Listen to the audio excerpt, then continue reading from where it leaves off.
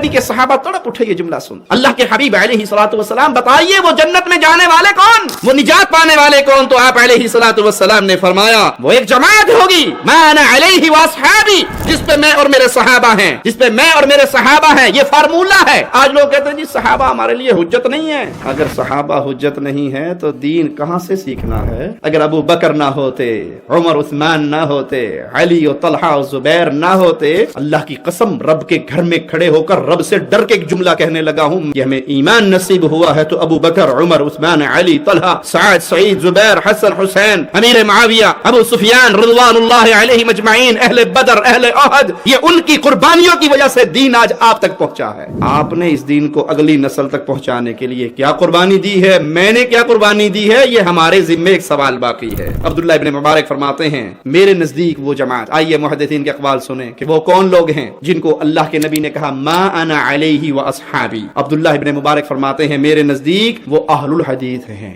जो नबी के मनहज पर है, जो सहाबा के रास्ते पर हैं, जो उस तरीक़ेकार पे हैं, वो सिर्फ अहलुल हदीस हैं। क्योंकि ये जिंदगी के हर मसले में दो ही बात करते हैं, कुरान में है, हदीस में है,